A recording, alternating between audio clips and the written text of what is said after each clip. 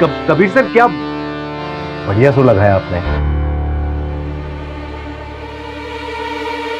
अच्छा तो सुर की बहुत समझ है। हाँ भाई गर्दन क्या हिला रहा है, चल जा पानी लेके आ, गला सूख गया मेरा। जी सर।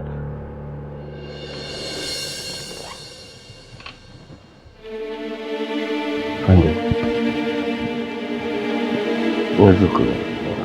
कबीर मिक्सिंग हो चुकी है, गाना सुन लो तुम। नहीं गुरुजी, मैं लेट हो चुका हूँ और मुझे निकलना भी है। क्या बात करते हो, सिर्फ 5 मिनट का सवाल है। कल से इस गाने पर काम हो रहा है, अगर कोई चेंजेस करना हो तो आज के आज मैं कर दूंगा ना। एल्बम का आखिरी सॉन्ग है, द लास्ट सॉन्ग। चलिए ठीक है गुरुजी, सुनाइए। आनंद हेडफोन देना तो। जी।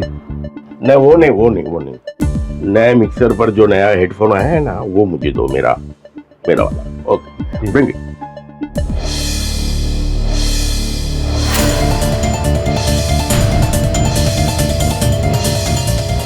तुम्हारे एल्बम का आखिरी song, just 5 minute, the last song. शुरू करें?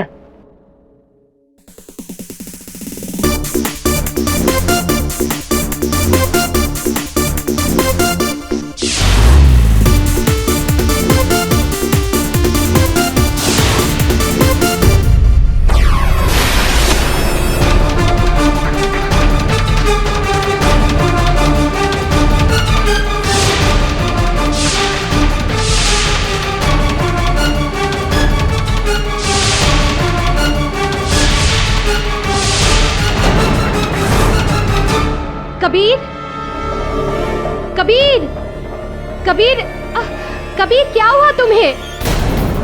कबीर क्या हुआ तुम्हें? उठो ना कबीर। कबीर? गुरुजी देखिए ना क्या हो गया इसे। Kabir? Oh my God. Anand doctor को फोन कर, जल्दी डॉक्टर को फोन कर। कबीर उठो। कबीर कबीर कबीर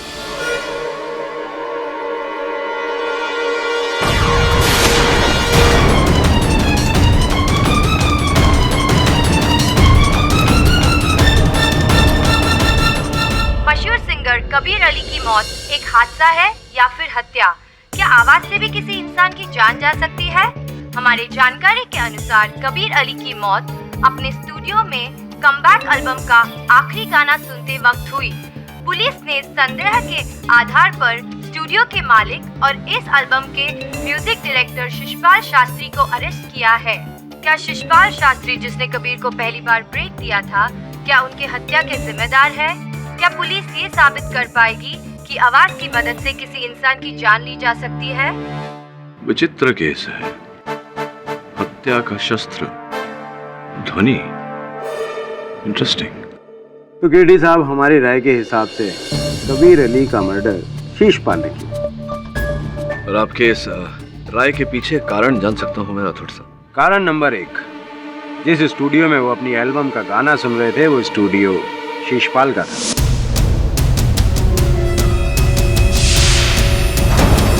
कारण नंबर 2, उस दिन कबीर अली को कहीं जाना था, लेकिन शिशपाल ने उसे जबरदस्ती गाना सुनने के लिए रोका। स्टूडियो में स्पीकर्स होने के बावजूद भी शिशपाल ने कबीर अली को हेडफोन पर गाना सुनने के लिए फोर्स किया, जिससे कबीर अली की दिमाग की नसों पर जोर पड़ा और वो फट गई, जिसकी वजह से उसकी मृत्यु हो गई। पोस्टमार्टम की रिपोर्ट भी इस थियरी को सपोर्ट करती है। ये सब झूठ है, मैंने किसी को नहीं मारा। अरे कबीर मेरा स्टूडेंट है, मैंने उसे संगीत सिखाया, मैं उसे क्यों मारूं? तुम सब लोग मुझे खामखा इस केस में फंसा रहे हो। तुम चाहे जो भी कर लो, सत्य की हमेशा जीत होती है।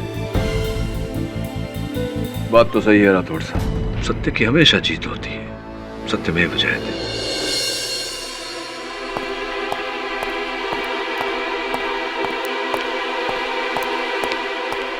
सर आपने म्यूजिक डायरेक्टर शिशपाल का केस ले लिया। आपको पता है ना सर, सारे सबूत उसके खिलाफ है। फिर क्यों सर? ना विचलित क्यों हो रहा है वरुण? ध्वनि से लोगों को कष्ट होते हुए सुना है, लेकिन क्या ध्वनि के कारण किसी को मरते हुए सुना है तूने? मैं मिला हूं शिशपाल जी से, उनकी बात सत्य है। अब इस सत्य को अदालत में साबित करना है बस। मैं कितनी बार कह चुका हूं कि मैंने कोई खून नहीं किया है। हर मुजरिम अदालत में अपने आप को सच्चा साबित करने के लिए यही कहता है कि मैंने खून नहीं किया। आप ये बताएं कि आपका और कबीर अली का संबंध कैसा था? कैसे संबंध से क्या मतलब है आपका? बड़े अच्छे संबंध थे। वो मेरा स्टूडेंट था। कमाल है, क्योंकि मीडिया और अखबारों में तो अक्सर आपके झगड़ों की खबरें छपती थी और अभी पिछली बार तो आपके झगड़े सुर्खियों में थे।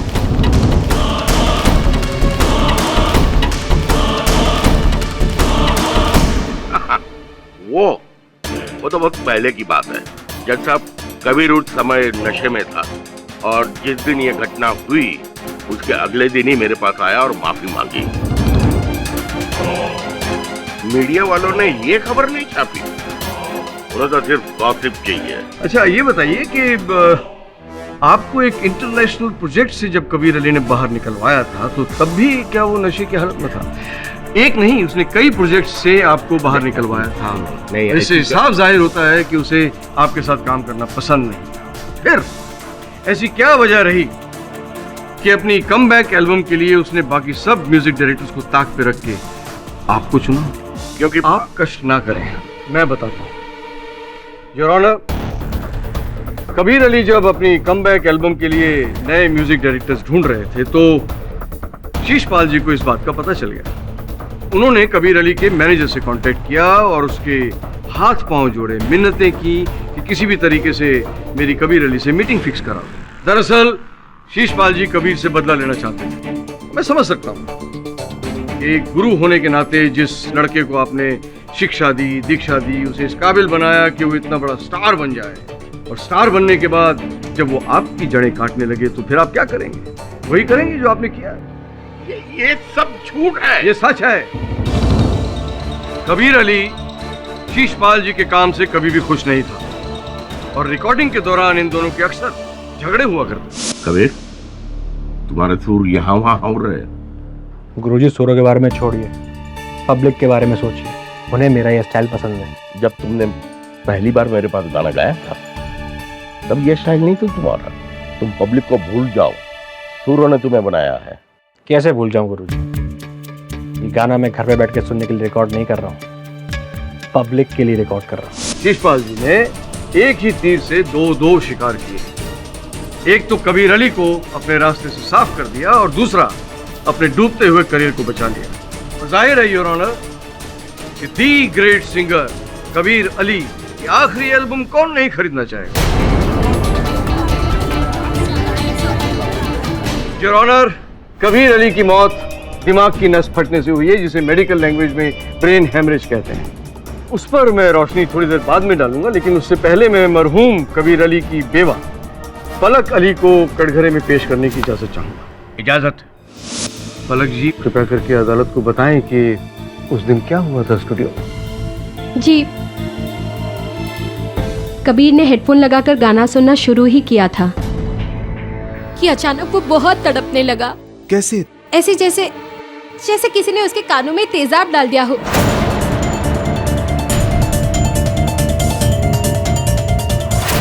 इस सिलसिले में मैं इंस्पेक्टर राठौर को कटघरे में बुलाने की इजाजत चाहूंगा। इंस्पेक्टर राठौर, क्या आप बताएंगे कि शीशपाल जी पर आरोप लगाने की क्या वजह थी पुलिस के पास? सर, जैसे आप जानते हैं कि कबीर अली की मौत ब्रेन हेमरेज से हुई है, इसलिए पुलिस के पास ये सवाल था कि आखिर कबीर अली को ब्रेन हेमरेज हुआ क्यों। तभी हमारी नज़र उस फोटोग्राफ पर गई जो एज एन एग्जिबिट हमने कोर्ट में भी जमा किया है। उसमें आप देख सकते हैं कि कबीर अली ने हेडफोन पहने हुए हैं जो पीछे रखे मिक्सर से कनेक्टेड है और जिसकी वॉल्यूम 200 डेसिबल पर सेट थी। 200 decibel, point to be noted my lord. ध्वनि में बहुत शक्ति होती है। उड़ता हुआ प्लेन 120 डेसिबल की ध्वनि पैदा करता है योर ऑनर, और एक बड़ा पटाखा 150 डेसिबल की ध्वनि पैदा करता है, जिससे अक्सर इंसान परेशान हो जाता है। तो आप अंदाजा लगा सकते हैं योर ऑनर कि 200 डेसिबल की ध्वनि बिना किसी रोक टोक के सीधा कानों के अंदर जब जाएगी तो दिमाग की नसें नहीं फटेंगी तो क्या हो? प्रोसिक्यूटर साहब, एक प्रश्न उठ रहा है मेरे मन में, कृपया उत्तर दीजिए। कबीर साहब की मृत्यु के कुछ दिन पहले शिशपाल और कबीर साहब एक साथ काम कर रहे थे। अगर शिशपाल जी कबीर साहब की हत्या करना चाहते थे तो कोई आसान सा तरीका अपनाते, इतना जटिल रास्ता क्यों अपनाया? केडी साहब, औरों के लिए जटिल काम हो सकता है, लेकिन शीशपाल के लिए बच्चों का खेल है। आप शायद भूल रहे हैं कि शीशपाल जी म्यूजिक डायरेक्टर हैं। सुरों के साथ, ध्वनि के साथ खेलना, नए नए एक्सपेरिमेंट करना इनका रोज का काम। योर ऑनर, शीशपाल जी ने कबीर अली की हत्या करने के लिए ध्वनि का सहारा लिया था और इसके लिए मैं शीशपाल जी के असिस्टेंट आनंद को कटघरे में बुलाने की इजाजत चाहूँ। तो आनंद जी, आप शीशपाल जी के साथ कितने सालों से काम कर रहे हैं? जी 3 साल। 3 साल? 3 नहीं, 4 साल से। आप तय कर लें कि कितने साल हुए हैं। 4 साल 2 में। तो आपको तो पता होगा कि शीशपाल जी के स्टूडियो में जो इक्विपमेंट्स हैं वो पुराने हैं या अभी हाल ही में नए खरीदे गए हैं? आप ये फोटो देख के बताएं, ये जो मिक्सर खरीदा गया है ये पुराना है या अभी हाल ही में नया खरीदा गया है?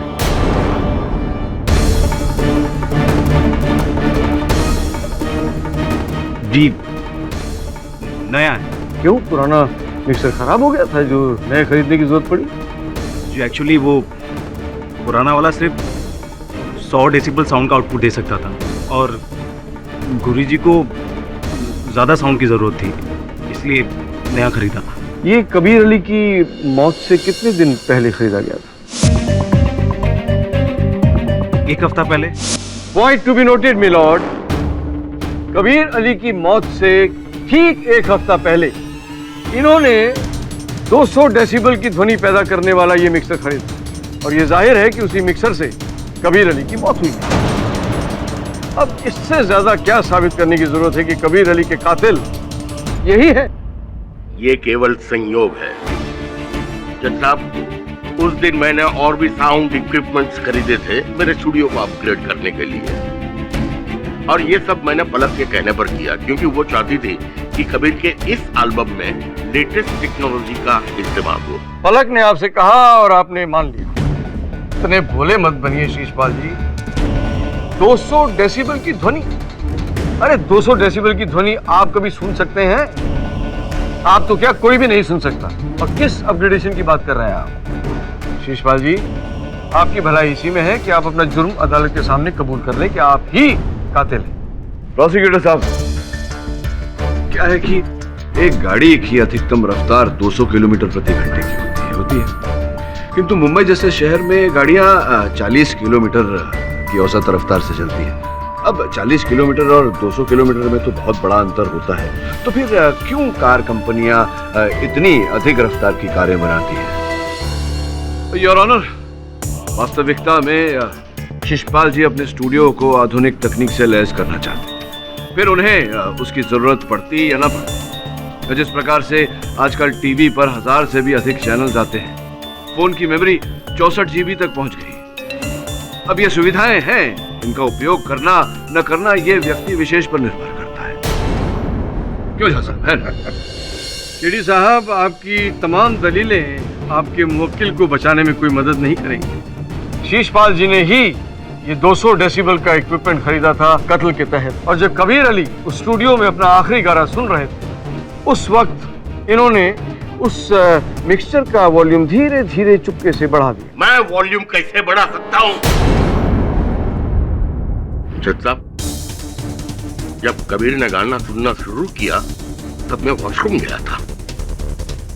जब मैं वॉशरूम से वापस आया तो कबीर जमीन पर गिरा पड़ा था। योर ऑनर, मैं अदालत में साबित कर सकता हूँ कि मिक्सर का वॉल्यूम शीशपाल जी ने ही बढ़ाया था। कैसे? आनंद से पूछते हैं। आनंद साहब, मुझे आप ये बताइए कि आपके स्टूडियो में वो जो मिक्सर है उसका वॉल्यूम बढ़ाने के लिए इंसान का वहां मौजूद होना जरूरी है?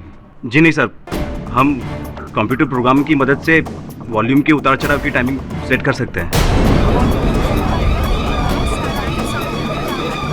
Point to be noted milord, Sheeshpal ji ने उस कंप्यूटर में पहले से ही साउंड बढ़ाने की प्रोग्रामिंग सेट कर रखी थी। वकील साहब, अगर मैंने प्रोग्रामिंग पहले से ही सेट किया होता तो उसका रिकॉर्ड मेरे कंप्यूटर में होना चाहिए। आप चाहो तो मेरा कंप्यूटर चेक कर सकते हो। लेकिन शीशपाल जी, मुझे लगता है कि कोई फायदा नहीं होगा, क्योंकि वो प्रोग्रामिंग जो आपने सेट की थी वो तो आपने पहले ही नष्ट कर दी होगी। आपकी कंप्यूटर के बारे में जानकारी बहुत ही अधूरी है। आपको शायद पता नहीं होगा कि अगर आप कोई चीज डिलीट करते हो, कोई डेटा डिलीट करते हो, उसका रिकॉर्ड भी कंप्यूटर में होता है। तो फिर क्या जादू से ही वॉल्यूम खुद ब खुद बढ़ गया? मुझे क्या पता, मैंने कंप्यूटर में कोई टाइमिंग सेट नहीं की थी। योर ऑनर, उस समय स्टूडियो में शीशपाल जी और आनंद के अतिरिक्त पलक जी भी उपस्थित थी। मैं उन्हें कटघरे में बुलाने की आज्ञा चाहता। पलक जी, आप भी गाती थी, अच्छा गाती थी, सुरीला गाती थी, फिर अचानक संगीत की दुनिया से संन्यास क्यों ले लिया आपने? जी, वो शादी के बाद बहुत जिम्मेदारियां बढ़ गई, बस इसलिए। जो करियर आपने खड़ा किया था कठिन संघर्ष करने के बाद, तो जिम्मेदारियों के चलते, उत्तरदायित्व के चलते आपने वो करियर छोड़ दिया।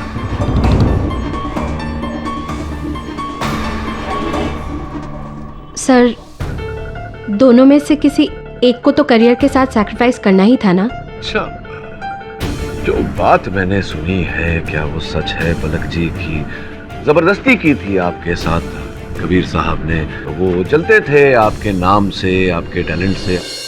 ऐसा कुछ भी नहीं था। हो सकता है मैंने गलत सुना, किंतु अखबार में जो समाचार छपते थे आपके और कबीर साहब के बीच, ये जो अनबन चल रही थी, एक रिपोर्ट में लिखा हुआ था कि उन्हें नशे की लत थी, नशा करने के बाद में वो हिंसक हो जाते थे, आपको मार पीटते थे। क्या ये भी गलत है? आप जानते हैं मीडिया को तिल का ताड़ बनाकर छापने की आदत है। तिल न हो तो ताड़ कैसे बनाए? खैर छोड़िए, ये देखिए इस तस्वीर में, देखिए आपके चेहरे पर चोट लगी हुई है और आप भरकस प्रयास कर रही है इस चोट को छिपाने का। ये क्या, कैसे लगी आपको ये चोट? देखिए, छोटा सा एक्सीडेंट हुआ था मेरा, ये तस्वीर उस वक्त ली गई थी। चलिए ठीक है पलक जी, मान लेते हैं कि कबीर साहब के साथ आपका वैवाहिक संबंध बिल्कुल ठीक ठाक था, राजी खुशी थे आप दोनों, और आपने अपनी इच्छा से ही संगीत से संन्यास लिया। जी हाँ। तो फिर ये बताइए कि कुछ 6 महीने पहले मेरे एक मित्र हैं एडवोकेट, उनके पास आप गई थी तलाक की मांग लेकर, कबीर साहब से डिवोर्स चाह रही थी आप, ऐसा क्यों? योर ऑनर, नोट करने वाली बात है कि ये जो तस्वीर है इनकी, ये भी 6 महीने पुरानी है। क्यों, बताइए ना, मेरे प्रश्न का उत्तर दीजिए। हाँ, वो चोट कबीर की ही पहुंचाई हुई थी, और गुस्से में आके मैंने वकील से कांटेक्ट किया था, लेकिन कबीर को अपनी गलती का एहसास हुआ। उसने मुझसे माफी भी मांगी और दोबारा ऐसी कोई हरकत नहीं करेगा, इस बात का प्रॉमिस भी किया। मैंने उसे माफ कर दिया था, और आप अपने एडवोकेट मित्र से पूछ सकते हैं क्या उसके बाद मैंने उन्हें कॉल किया या मैं उनसे मिलने गई। कहीं ऐसा तो नहीं पलक जी कि इस बात को लेकर भी कबीर साहब ने आपको धमकाया हो, इसी कारण आप दोबारा उस वकील से मिलने नहीं गई? कहीं ऐसा तो नहीं कि 6 महीने आप योजना बनाती रही कबीर साहब से छुटकारा पाने की? कहीं ऐसा तो नहीं कि उस दिन स्टूडियो में आपको अवसर मिल गया और आपने उस मिक्सर की जो क्षमता है वो 200 डेसिबल तक पहुंचाकर कबीर साहब की हत्या कर दी? What? I object your honour. KD साहब एक सम्मानित नागरिक पर झूठा इल्जाम लगा रहे हैं। क्या कह रहे हैं? मैं झूठ बोल? योर ऑनर, मैं और झूठ बोलूंगा, वो भी अदालत में? और आनंद ने अपने कथन में कहा था कि पलक जी के कहने पर शिशपाल जी ने वो मिक्सर खरीदा था, आपके कहने पर खरीदा था? हाँ, लेकिन मैंने तो वो सिर्फ बात में कह दिया था। या फिर शिशपाल जी के इस मिक्सर का फायदा उठाकर आपने अपनी योजना को फलीभूत किया? What nonsense! आप मुझ पर शक कर रहे हैं? हाँ, क्योंकि आपके पास कारण था कबीर साहब की हत्या करने का। उस दिन जब शिशपाल जी बाथरूम गए, आपने मिक्सर का डेसिबल बढ़ाया और उनकी हत्या कर दी।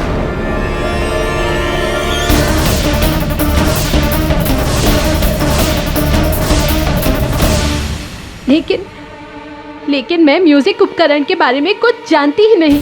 उसका वॉल्यूम कैसे घटाया जाता है, कैसे बढ़ाया जाता है, मुझे नहीं पता। अद्भुत बात है, आप इतने वर्षों से प्लेबैक सिंगिंग कर रही हैं। ये जानकारी अगर आपके पास नहीं तो किसके पास होगी? देखिए मिस्टर कीदी, मैंने कबीर को इस इंडस्ट्री में वापस लाने के लिए अपना सब कुछ दांव पर लगा दिया। घर, यहाँ तक कि अपने गहने भी गिरवी रख दिए सिर्फ उसकी सफलता के लिए। मैं गुरुजी के पास गई ताकि सारे म्यूजिक उपकरण अपडेट किए जा सके। अगर मेरा इरादा कबीर का खून करने का होता तो मैं ये सब करती ही क्यों? बताइए आप, क्यों करती मैं ये सब? मैंने इतने सालों तक कबीर का टॉर्चर सहा, लेकिन अब जब कबीर सुधर रहा था, वो खुद कोशिश कर रहा था सुधरने की, तब मैं उसे क्यों मारती? क्यों मारती मैं उसे? बताइए आप।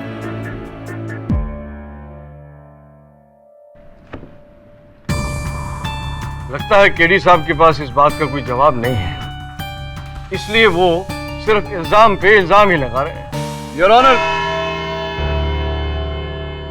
केडी, आपको अपनी बात साबित करने के लिए अदालत के सामने पुख्ता सबूत पेश करने होंगे। यह अदालत कल तक के लिए मुलतवी की जाती है।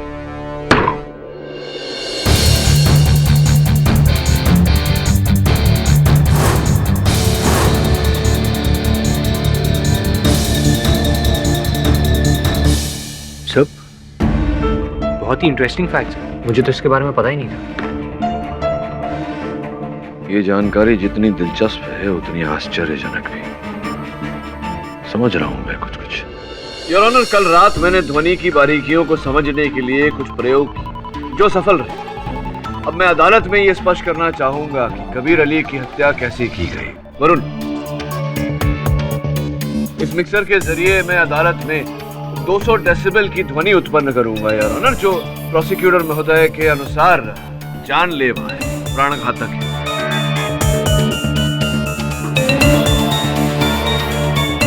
क्यों ना ये प्रयोग हम प्रोसिक्यूटर साहब पर ही करें, क्योंकि इन्हें विश्वास दिलाना महत्वपूर्ण है योर ऑनर। ये क्या बेहुदा मजाक है योर ऑनर?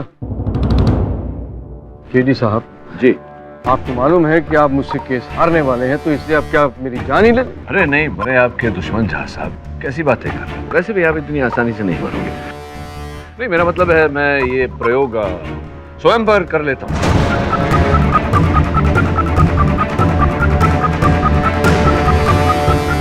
ये जो मिक्सर है, ये यहाँ इसका कंट्रोल है, इसके द्वारा आप ध्वनि 200 डेसिबल तक बढ़ाते जाएं।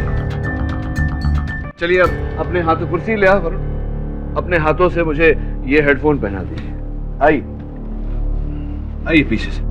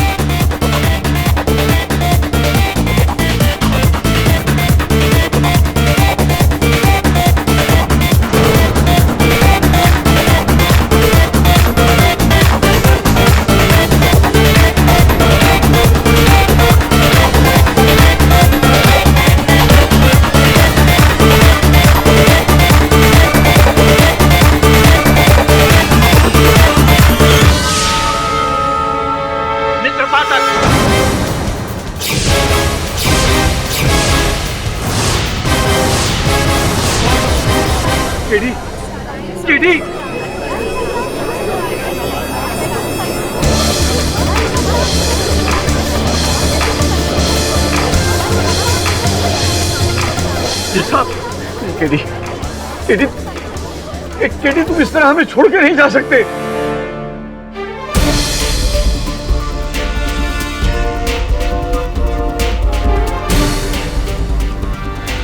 मैं गया नहीं हो जा सकता हूँ। अदालत में अपने भावनाओं को नियंत्रण में रखिए। ये क्या बेहुदा मजाक है जज साहब? केडी, आप ठीक तो हैं ना? जी योर ऑनर, मैं ठीक हूँ। क्षमा चाहता हूँ इस प्रदर्शन के लिए। योर ऑनर, जैसा कि अभी अभी मैंने अभियोग पक्ष महोदय की सहायता से स्वयं पर 200 डेसिबल की ध्वनि का प्रयोग किया, ये प्रमाणित करने के लिए योर ऑनर की ध्वनि से कभी किसी की हत्या नहीं की जा सकती। हमारे शरीर की प्रतिरोधक क्षमता इतनी अधिक होती है कि ध्वनि हमारे शरीर पर असर तो करती है, लेकिन हमें मार नहीं सकती।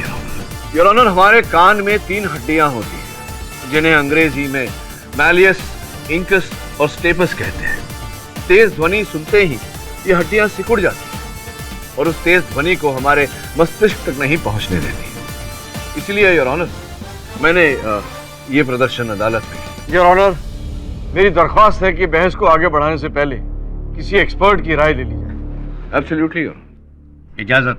डॉक्टर साहब, केडी ने जो साइंटिफिक एविडेंसेस अदालत के सामने पेश किए हैं, उनके बारे में आपका क्या विचार है? KD is absolutely right. आपका कहने का मतलब है कि कबीर की मौत ध्वनि से नहीं हुई? नहीं, साउंड ही इनकी मौत की वजह है।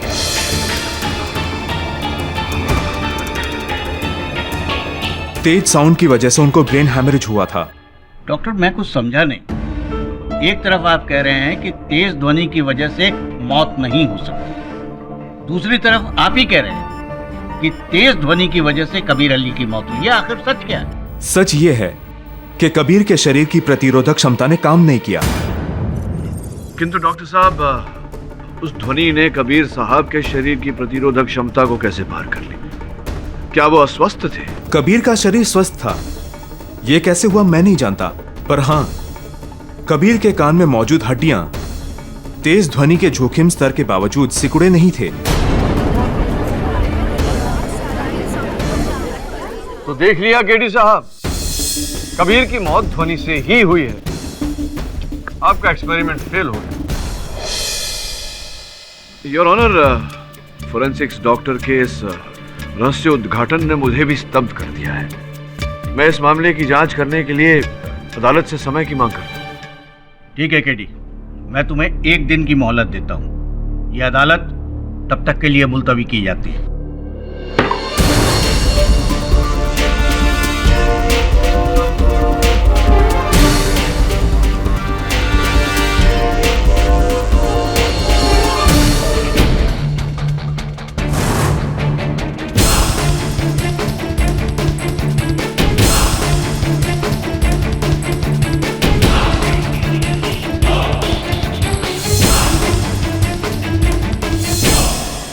Excuse me, Katie.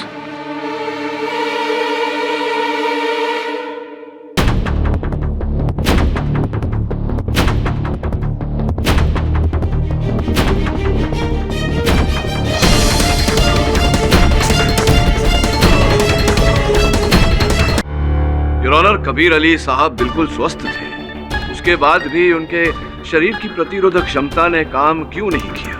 इस प्रश्न का उत्तर पाने के लिए मैं शिशपाल जी के सहायक आनंद को कटघरे में बुलाने की अनुमति चाहता हूं। आनंद, आप गायकों का और संगीतकारों का स्टूडियो से आने जाने का प्रबंध किया करते हैं, तो क्या कभी आपने कबीर साहब के कहीं जाने का प्रबंध किया था? हाँ, एक बार मैं उन्हें रिकॉर्डिंग के दौरान डॉक्टर के पास ले गया था, पलक जी के कहने पर। तो पलक जी, कबीर साहब का स्वास्थ्य उस दिन बिगड़ गया। कौन से वैद्य के पास भेजा था आपने उन्हें? जी, कबीर ENT स्पेशलिस्ट के पास गए थे। Ear, nose and throat. तो क्या उन्हें संभवतः ईयर में, कानों में कोई दिक्कत आ रही थी? तो ये जिस डॉक्टर के पास आपने भेजा था उन्हें, वो व्यक्ति कौन है, जरा अदालत को बताएंगे? जब मेरा खुद का भाई ENT स्पेशलिस्ट है, तो मैं कबीर को किसी और के पास क्यों भेजूंगी? हाँ, ये बात तो है। जब घर ही में काम हो जाए तो किसी को बाहर क्यों भेजना? सुना है कि आपके भाई साहब जो थे, उनकी बनती नहीं थी कबीर साहब के साथ, और वो ये जो विवाह आपका हुआ कबीर साहब के साथ, उसके भी विरुद्ध थे, और इस विषय पर कबीर साहब के साथ वाद विवाद भी हुआ था। सच है ये बात? विवाह किया था आपकी बहन ने कबीर साहब के साथ। क्या आपने इस विवाह को अपना समर्थन दिया था? खुश थे आप इस बात से? नहीं, मेरी बहन ही मेरा परिवार है, और कबीर दूर दूर तक उसके लायक नहीं था। मैंने पलक को बहुत समझाया, लेकिन उसने मेरी एक ना सुनी और कबीर से शादी कर ली। लेकिन शादी के बाद ही कबीर ने अपना असली रंग दिखाना शुरू कर दिया। मैं तुम्हें कितनी बार समझाया कि कबीर को डाइवोर्स दे दो, वो तुम्हारे लायक नहीं है, और ना ही कभी वो। तुम मेरे घर पे क्या कर रहे हो? मैं यहाँ अपनी बहन से मिलने आया हूँ। ये तुम्हारी बहन नहीं, मेरी पत्नी है। Get out. कबीर, ये क्या बदतमीजी है? तमीज से बात करो भैया से। कल की मार हजम हो गई शायद। और पिटना है? औरत पे हाथ उठाता है भैया।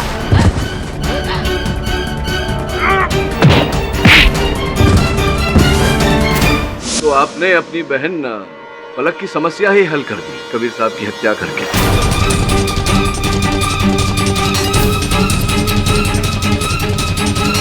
ऑब्जेक्शन योर ऑनर, केडी साहब एक सम्मानित डॉक्टर का अपमान कर रहे हैं। योर ऑनर, प्रोसिक्यूटर महोदय के लिए तो मेरे मुवक्किल शिशपाल जी के अतिरिक्त यहाँ उपस्थित हर व्यक्ति सम्मानित है। आप कृपया इन्हें आदेश दें कि मुझे बीच में न टोकें। Permission granted.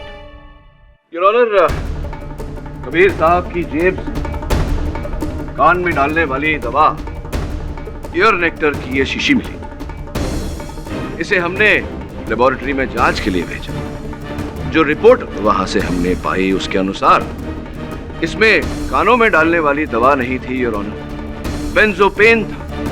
इससे कान की छोटी हड्डियां नकारा हो जाती है। एक मिनट, इसे कृपया विस्तार से समझाने का कष्ट करेंगे। डॉक्टर साहब, बेंजोपेन नामक ये रसायन मनुष्य के कानों पर क्या असर करता है, ये कृपया अदालत को बताएं। ये रसायन कानों को सुन कर सकता है, पर इससे सुनने की शक्ति पर कोई असर नहीं पड़ता। और हाँ, इस रसायन की वजह से कान के कुछ हिस्से नकारा हो सकते हैं। कुछ हिस्से नकारा हो जाते हैं से अर्थ है आपका जैसे कि कान की रक्षा करने वाली वो छोटी छोटी हड्डियां। इस केमिकल की वजह से तेज साउंड आने पर भी ये बोन्स दिमाग की रक्षा नहीं कर सकती। और रक्षा के अभाव में तेज ध्वनि मनुष्य के मस्तिष्क को आघात पहुंचा सकती है। ऑर्डर। डॉक्टर साहब, अगर ये बात सही है तो फिर पोस्टमार्टम रिपोर्ट में आप ये क्यों नहीं पकड़ पाए? योर ऑनर, प्रोसिक्यूटर साहब के इस प्रश्न का उत्तर मैं देना चाहूंगा। वास्तविकता में बेंजोपेन शरीर के अलग तत्वों से बड़ी सरलता से घुल मिल जाता है, जिसके कारण फोरेंसिक के डॉक्टर उसे पकड़ नहीं पाए। ठीक कह रहा हूं? KD is absolutely right. Your honour, Kabir साहब की मृत्यु का कारण कान की दवा की ये बोतल है। कबीर साहब को मारने का, उनकी हत्या करने का ये षड्यंत्र दो लोगों ने रचा था। पलक, जो कबीर साहब से तंग आ चुकी थी, छुटकारा पाना चाहती थी, और पलक की सहायता की उनके भाई साहब डॉक्टर समीर अस्थाना ने कान की दवा की इस बोतल में बेंजोपेन मिलाकर, जिसके कारण कबीर साहब की कान की हड्डियां नकारा हो गई, उनकी रक्षात्मक क्षमता खत्म। इस षड्यंत्र के दूसरे चरण को अंजाम दिया पलक ने रिकॉर्डिंग के आखिरी दिन पर मिक्सर का वॉल्यूम 200 डेसिबल तक बढ़ाकर।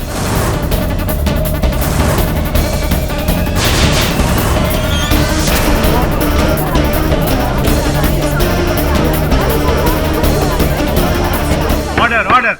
केडी साहब, मैं एक डॉक्टर हूँ, केमिस्ट नहीं। मेरा काम है दवा लिख के देना, और जिस दवा को आप अदालत में सबूत बनाकर पेश कर रहे हैं, वो दवा मैंने कबीर को प्रिस्क्राइब की थी, दी नहीं थी। कबीर ने वो दवाई बाहर किसी केमिस्ट से ली थी। उसमें बेंजापेन कहाँ से आ गया मैं नहीं जानता। क्या सबूत है आपके पास इस बात का कि आपने दी नहीं थी? ये आप आनंद से पूछ सकते हैं, वो वहीं पे था, या फिर मेरी सेक्रेटरी अलीशा से पूछ लीजिए। कबीर ने उससे ये भी पूछा था कि बाहर केमिस्ट खुला है कि नहीं। ऑब्जेक्शन योर ऑनर, केडी साहब शीशपाल जी को बचाने के लिए उल जलूल दलीलें पेश कर रहे हैं। इससे पहले इन्होंने जो भी सबूत दिए हैं वो अंत में गलत साबित हुए हैं। आखिर ये हो क्या रहा है अदालत में योर ऑनर?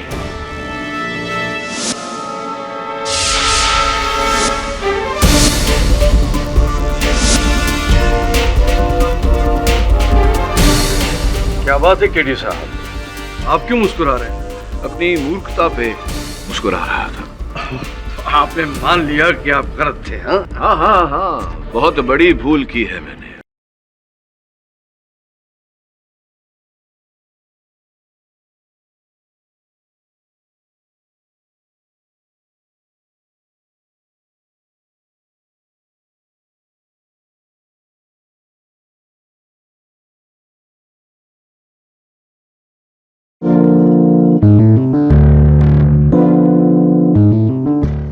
क्या बात है केडी साहब, आप क्यों मुस्कुरा रहे हैं? अपनी मूर्खता पे मुस्कुरा रहा था। आपने मान लिया कि आप गलत थे?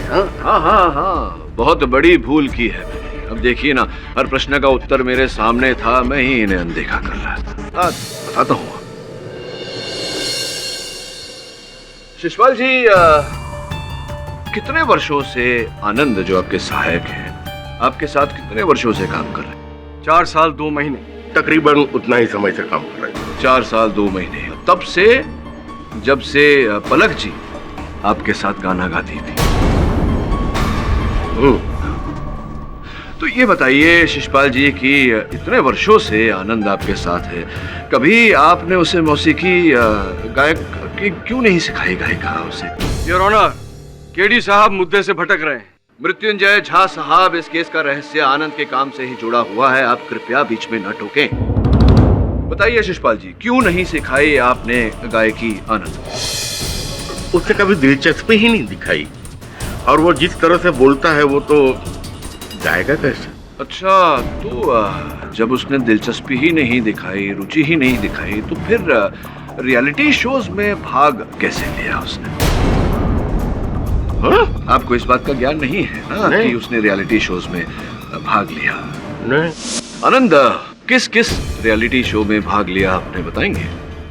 देखिए, झूठ मत बोलिएगा, मेरे पास उस हर रियलिटी शो की रिकॉर्डिंग है। जी, म्यूजिकल आइडल, गाना और बजाना, म्यूजिकल आइडल 2। मेरा संदेह ऐसे ही निकला आनंद, मतलब वो हर शो जिसमें पलक जी जज थी।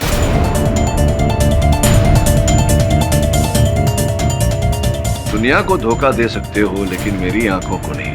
मैंने देखा कि जब जब तुम पलक जी को देखते हो तुम्हारे अंदर एक उत्तेजना सी भर जाती है।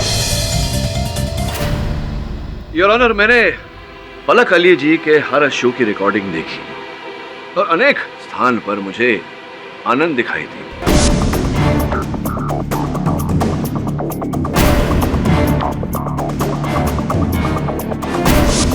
मैंने इस बात को महत्व नहीं दिया ये सोचकर कि शिशपाल जी ने इन्हें किसी कार्य के लिए भेजा होगा, किंतु जब सारे रास्ते बंद हो गए तो मेरी नजर आनंद पर गई। आनंद उस हर जगह उपस्थित था, रिकॉर्डिंग स्टूडियो में, केमिस्ट के पास, डॉक्टर अस्थाना के क्लिनिक में, और शिशपाल जी ने मेरे संदेह को विश्वास में बदल दिया ये कहकर कि इन्होंने आनंद को उन रियलिटी शोज में नहीं भेजा था। तो क्यों हिस्सा लिया आपने उन रियलिटी शोज में? मैं बताता हूं। उन रियलिटी शोज में हिस्सा लेना, शिशपाल जी का सहायक बनना, इन सारे कार्यों के पीछे एक ही कारण था, पलक अली। और इसी कारण से तुमने कबीर अली की हत्या भी की है। योर ऑनर, किसी का प्रशंसक होना कोई बुरी बात नहीं, किंतु जब यह प्रशंसा, यह सम्मान सनक बन जाए तो तकलीफ हो जाती है, घातक बन जाती है। और ऐसा ही इस केस में हुआ। क्या मैं सही कह रहा हूं या मैं सही कह रहा हूं पलक जी? देखिए, मैं पलक का प्रशंसक नहीं हूं, मैं पलक से प्यार करता हूं।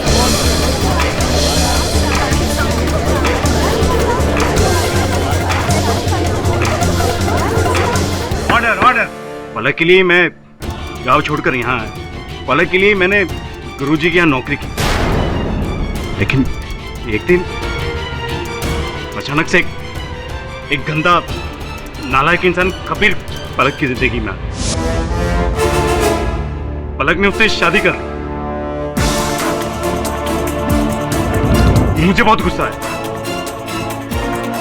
फिर मैंने सोचा कि अगर पलक की खुशी से मैं तो यही सही। मैं गुरुजी के यहाँ नौकरी करता रहा। पलक वहां बीच बीच में आती थी। इस बहाने पलक को देखने का मौका मिल जाता। कबीर बहुत ही गंदा इंसान।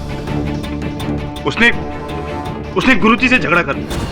चली हो गया। अब खड़ा खड़ा मेरी शक्ल क्या देख रहा है?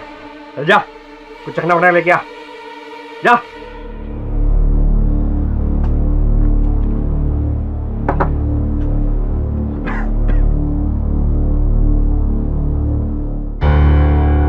कबीर, तुम शराब पी रहे हो स्टूडियो में, काम की जगह पर?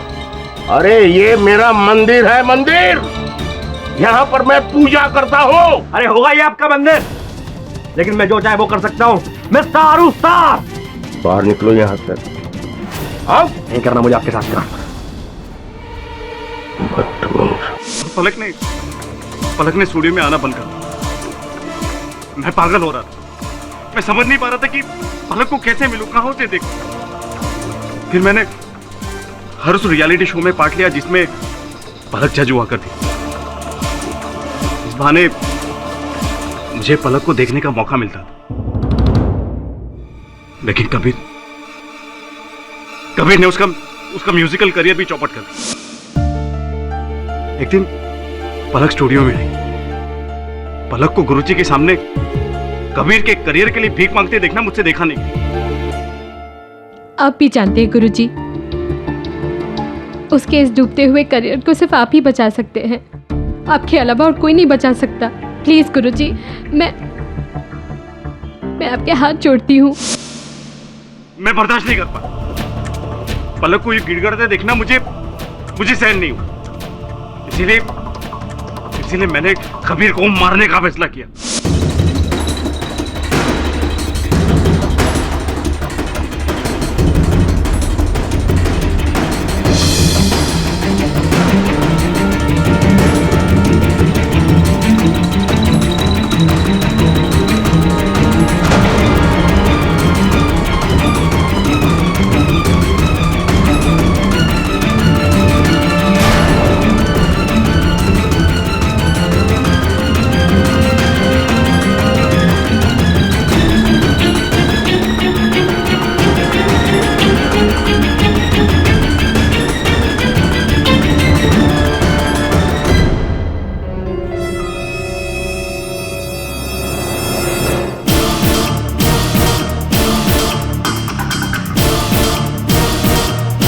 चल जा, पानी ले गया।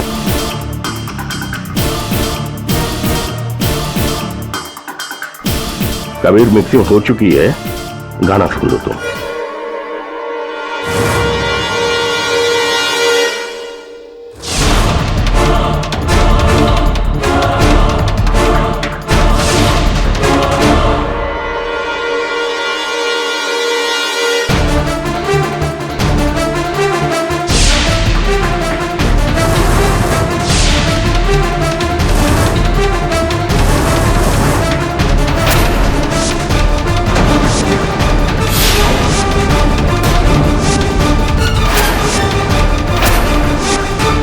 मेरे दिमाग में आया कि मैं 200 डेसिबल की क्षमता वाला म्यूजिक कंसोल और बेंजोपिन रसायन की मदद से कबीर की हत्या कर सकता हूं। ऐसा मैंने एक इंग्लिश पिक्चर में देखा। डिफेंस प्रेस चलो। आनंद ने अपना गुनाह खुद कबूल किया है। कबीर अली की हत्या करके इन्होंने एक नहीं बल्कि 2 जिंदगियों को खराब किया है। लिहाजा ये अदालत आनंद माथुर को मृत्यु दंड की सजा सुनाती है।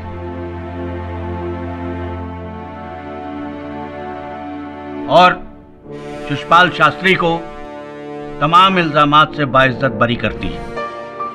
The case is close.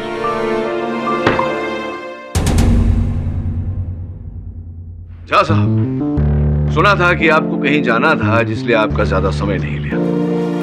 Ajay, गाना वाना गाते हैं या नहीं? नहीं बाबा, मैं नहीं गाता।